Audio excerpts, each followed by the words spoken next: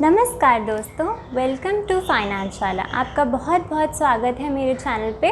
अगर आप मेरे चैनल पे नए हैं, डोंट फॉरगेट टू सब्सक्राइब, और अगर आपको वीडियो पसंद आए, don't forget to like as well. तो आज का टॉपिक क्या है?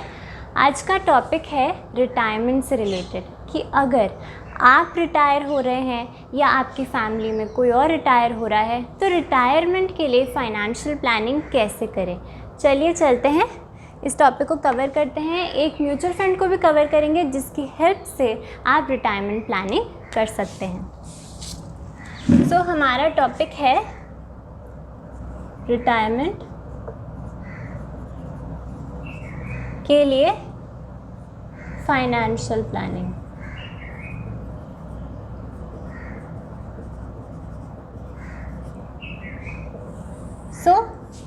हमने सोच लिया है कि अब हमारी उम्र हो चुकी है, हम रिटायर होने वाले हैं, या हमारी फैमिली में से कोई रिटायर हो रहा है, तो अब क्या करें। हमारी एक्टिव इनकम तो बंद होने वाली है, इसका मतलब पैसे की तंगी होने वाली है। तो कुछ सोचना तो पड़ेगा कि इससे पहले हम रिटायर हों या हो चुके हैं तो अब क्या कर सकते हैं, कैसे अपने पैसे को और बढ़ा सकते हैं।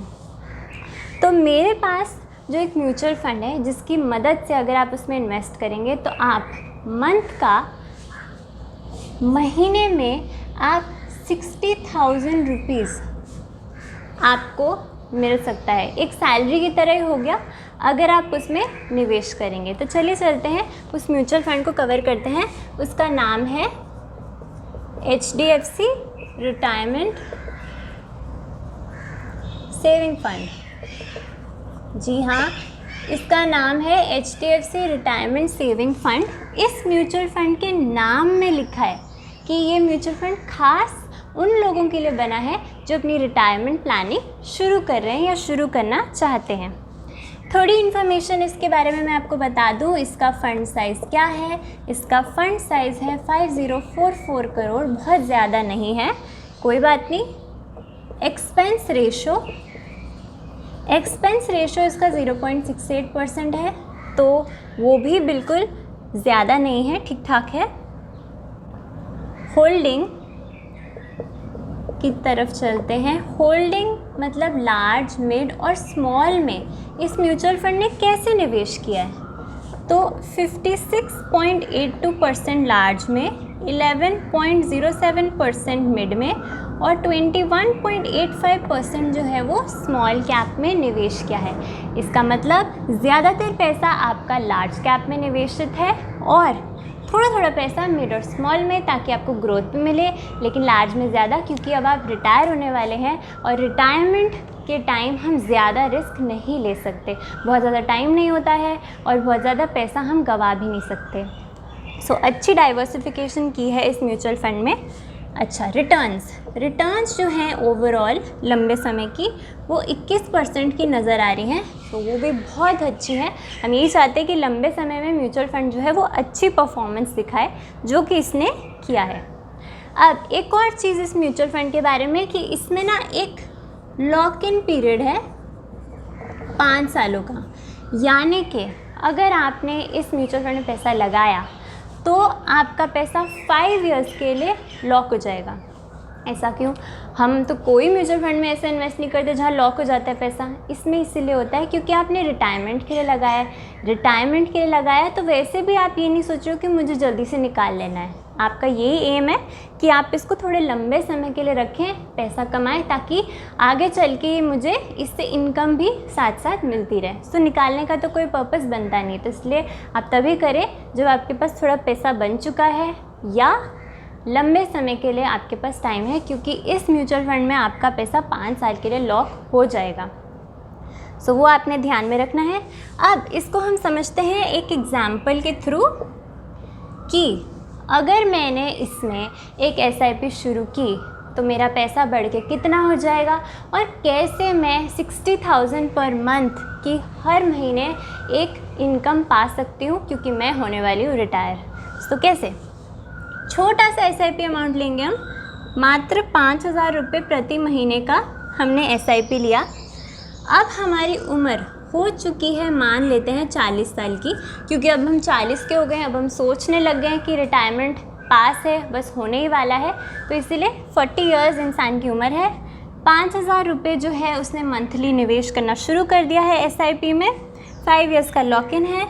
अच्छा, रिटर्न्स है 16% यहाँ लेके चल रही हूँ एग्जाम्पल के लिए। क्यों? क्योंकि 21% जो रिटर्न्स है वो आप मान के चलिए कि पास्ट की रिटर्न्स है। कभी भी रिटर्न्स को आपने ये नहीं सोच लेना कि ये आगे चल के भी उतना ही फ़ंड हमें कमा के देगा, कम ज़्यादा रह सकता है। आखिर ये पैसा मार्केट में लग रहा है और मार्केट होती है बहुत वॉलेटाइल, इसलिए हम कंजर्वेटिव लोग हैं, हम थोड़ा कम ही रिटर्न लगा के चलेंगे ताकि आगे चल के हमें निराशा ना मिले। अब हमारा इन्वेस्टमेंट अमाउंट कितना हो गया? अगर मैं 5,000 रुपये हर महीना डालूँ, 16% की रिटर्न्स मिलेगी अगर मुझे, और मैंने 20 सालों के लिए इसको निवेश किया है इस म्यूचुअल फंड में, तो मेरा पैसा जो लगा होगा आज की डेट पे वो है 12 लाख और उसकी वैल्यू बन चुकी होगी 87 लाख रुपीज़। यानी कि छोटी सी SIP आपने शुरू की, वो भी 40 साल की उम्र में, 20 साल तक हम करते गए इसको, 16% की रिटर्न्स मैंने कमाई और मेरा पैसा 12 लाख से बढ़ के 87 लाख रुपीज़ का हो गया है। तो अब हमारा पैसा कुछ डिसेंट अमाउंट का हुआ है जिससे अब मैं कुछ इनकम जो है वो पा सकती हूँ। कैसे? आप बिल्कुल ये ना करें कि छोटे से पैसे पे आप शुरू हो जाएं कि अरे मुझे कुछ मिलने लग जाए। छोटा पैसा कभी भी आपको बहुत सारा पैसा कमा के नहीं दे सकता, मंथली इनकम कमा के नहीं दे सकता। इसीलिए जैसे आप 40 के हों, अपनी रिटायरमेंट प्लानिंग इनफैक्ट आपको शुरू कर देनी चाहिए बहुत जल्दी ही। लेकिन चलो 40 में आपने शुरू कर दी वो भी ठीक है। और जब ये पैसा बढ़ के कुछ साल लगा के म्यूचुअल फंड में काफ़ी अच्छा अमाउंट का बन चुका है, तब जाके आपने एक नेक्स्ट स्टेप करना है। नेक्स्ट स्टेप क्या? नेक्स्ट स्टेप ये रहेगा, अब ये सेकंड एग्जांपल है।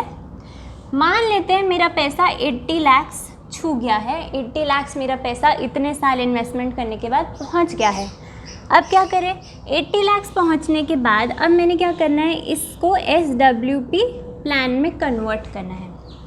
SWP प्लान मतलब सिस्टमैटिक विड्रॉल प्लान, यानी कि पैसा बढ़ के काफ़ी अच्छा हो चुका है, अब हम रिटायर होने वाले हैं, मतलब मुझे इनकम की ज़रूरत पड़ेगी मंथली बेसिस पे। तो मैंने इस प्लान में अपने आप को कन्वर्ट किया। कन्वर्ट करने के बाद मान के चलते हैं कि मेरे को 16% भी नहीं दे रहा अभी फंड, मात्र 12% दे रहा है। सिर्फ 12% अगर मैंने लगा लिया, सबसे घटिया रिटर्न 12% भी अगर ये मुझे फ़ंड कमा के देगा, तो भी मैं अगर इससे 9% भी अगर रिडीम करूं,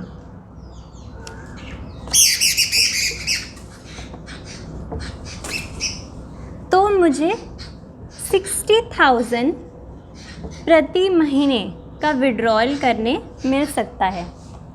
60,000 प्रति महीना अब मैं यहाँ से विड्रॉ करूँगी। विड्रॉल के बाद अभी मैंने और 20 साल इसको छोड़ दिया कि 12% में मैं कमा रही हूँ, 9% मैंने रिडीम किया, 60,000 रुपये मैंने हर महीना इस हिसाब से निकालना शुरू किया। अभी भी 20 साल मैंने और रहने दिया क्योंकि अभी मैं 60 पहुँची नहीं हूँ। 60 ईयर्स की जब मैं हो जाऊँगी तो एक्चुअली रिटायर होंगी। उस केस में मेरी वैल्यू हो जाएगी 2 करोड़ रुपए। यानी कि जब आपने 80 लाख जो एक बहुत बड़ा कॉर्पस होता है उसको आपने SWP प्लान में कन्वर्ट किया। कन्वर्ट करने के बाद मुझे सिर्फ ये म्यूचुअल फंड 12% कमा के दे रहा है, उसमें से मैंने 9% रिडीम करना शुरू किया। 9% रिडेम्पशन मतलब 60,000 बैठा कैलकुलेशंस के हिसाब से। अगर मैंने 60,000 भी हर महीना मंथली विड्रॉल करने शुरू किए, तब भी 20 साल तक अगर मैंने इस पैसे को रहने दिया विड्रॉल के साथ साथ, 80 लाख लगा हुआ है और 60,000 हर महीना मैं निकालती जा रही हूँ, फिर भी मेरा पैसा बढ़ के 2 करोड़ रुपए हो जाएगा। इसका मतलब आपको करना क्या है, एक तो समय रहते रिटायरमेंट प्लानिंग शुरू कर देनी है ताकि आपका थोड़ा पैसा जो है वो बढ़ के बड़ा कॉर्पस बने। जब वो पैसा थोड़ा बड़ा हो जाएगा, नियरिंग 1 करोड़ हो जाएगा, तब जाके आप उस पैसे को निकालने के बारे में सोचें। और निकालने के बाद भी अगर अच्छी रिटर्न्स मिली, जो कि मिलेगी म्यूचुअल फंड्स में, तो आपको एक अच्छा रिटर्न मिल सकता है। तो आपका पैसा बढ़ भी रहा है और साथ साथ आपके विड्रॉल्स भी चल रहे हैं, यानी इनकम भी पक्की होगी और जो इन्वेस्टमेंट है वो भी अच्छे से ग्रो कर रही है। इसी को बोलते हैं कंपाउंडिंग इफ़ेक्ट। तो दोस्तों, आई होप आपको वीडियो समझ में आई, आपको पता लगा कि कैसे हमारा छोटा सा पैसा काफ़ी बड़ा बन सकता है और बड़े बनने के बाद हम उससे रिटायरमेंट प्लानिंग शुरू कर सकते हैं, यानी कि विड्रॉल स्टार्ट कर सकते हैं। एक income source, additional income source आपको मिल जाएगा और काफ़ी अच्छी ग्रोथ भी आपको साथ साथ पैसों की मिलती रहेगी। सो अगर आपको वीडियो अच्छी लगी, डोंट फॉरगेट टू लाइक, और अगर आपको कोई भी डाउट है, don't forget to comment as well, and thank you so much for watching.